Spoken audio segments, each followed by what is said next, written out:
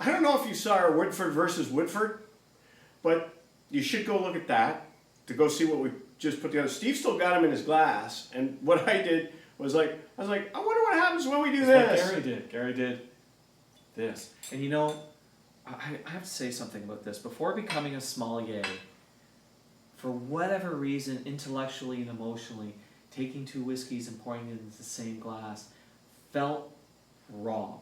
I had a hard time doing, and I still do. I still hesitate a little bit. And then Gary's like, oh, well, you know, we should pour these two together. And then guess what we discovered? I think I got broken in that when I went and did the blending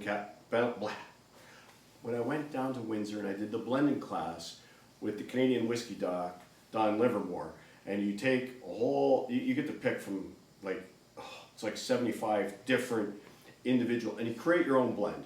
And so Steve, you often talk about how everybody's on the single malt trend and they're off the blends, and in Canada we blend all the whiskey. It's not necessarily the mash bill, but in this case it's the mash bill, different barreling, and it gave us, if you go back and watch the video, different flavors. And so this is kind of, when you blend from the same distillery, you know that you've, you know, in this case we got the same mash bill, we just had different barreling techniques. And so it's an interesting thing to do that and then find out what happens. Oh, yeah. Like the color went deeper than either one of them individually. Yeah, the color is deeper. It's more of that caramely red color.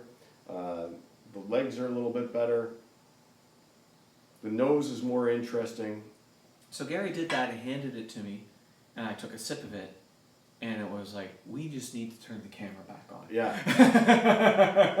for me, the whole beginning, the first sip on the tongue, the whole beginning of the experience got better.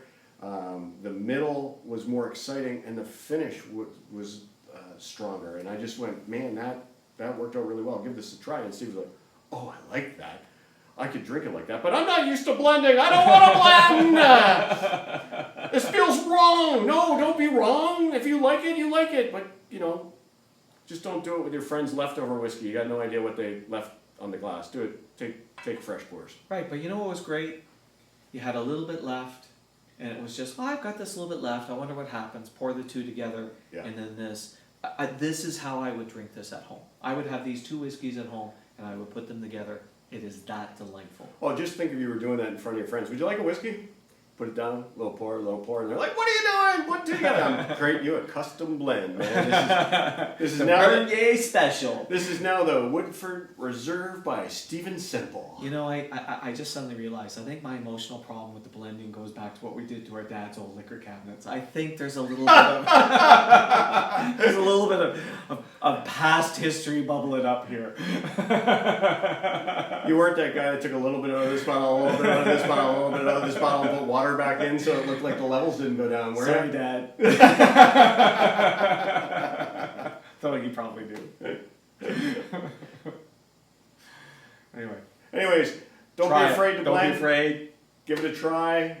Woodford versus Woodford. Woodford plus Woodford. There you go.